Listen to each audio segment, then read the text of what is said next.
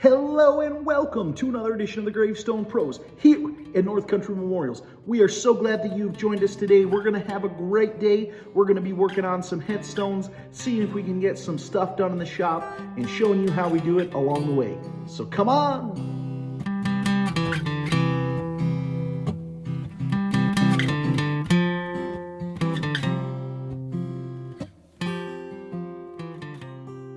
Well, guys, another week in the monument shop here, and the snow has started. It started off with a few inches, and then I thought that it was going to kind of blow over and wasn't going to be that bad, and of course, stopped snowing for several hours, and then it started back up again, and we got dumped on again. So currently, we got about 8 to 10 inches, I think, right where I am, and around us, I'm sure there's places that probably got 12 to 18 inches, because that's generally how it works in a little bit of higher elevation around us. So I definitely think it's going to be a good week, and I don't know if we're going to be able to get any more stones set now. This snow has come, and a lot of times once that happens, it stays, and so we may not get any more stones set until next spring.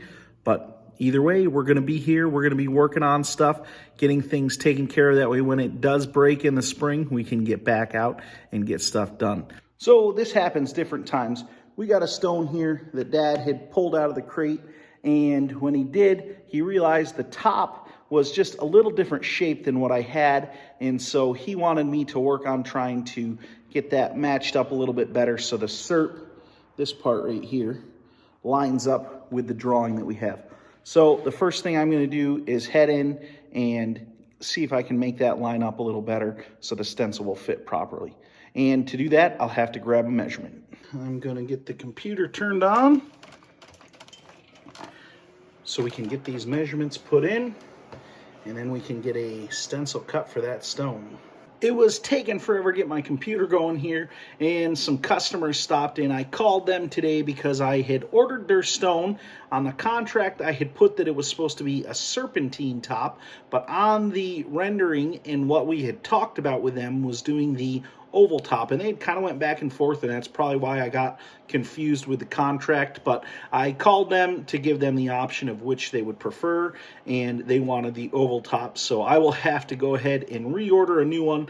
Luckily, it's a common size and color, so I'll end up just selling that piece to somebody else. It probably won't even be a couple months, and that thing will be sold and gone. So not a big deal on my end, but glad to have it taken care of, and glad that the customers were in no hurry. They're pre-need, nice couple. They weren't in any hurry for it. Plus, with the snow, not like it would have got done anyways, probably. So it didn't really matter. They were happy, and I'm happy. We got her all cut. Let's go put her on the stone out here. We had a little bit of trouble with this. You can see the stencil's not perfect. Gonna have a little repair that I need to do there, but there was also a few spots there. That's why I grabbed the tape there. Use that, it helps, makes a big difference. See it a little bit that I actually ended up ripping off. Toss that right in the garbage here. But that is unfortunately what happens. I cut a little too deep on the stencil. I don't like cutting too shallow because then it can be very hard to peel. All the letters will be kind of stuck and they won't peel out nice. So this is sometimes the better of two evils, but this should work okay and we'll be good to go. The next step will be to glue the edges and put on some protective stencil, and we'll take her right over to that booth and get the steel process done.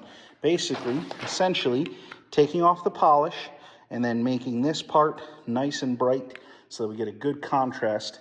Like you see on that Gracie stone over there, very nice contrast, the dark stone and the light panel, and then those dark letters. So you can see Dad took over for me and is doing the rest of this stone. I ended up with a sick child at home, and so this often happens where I'll start something, he'll finish, or he'll start, I'll work on it in the middle. You never know what will happen.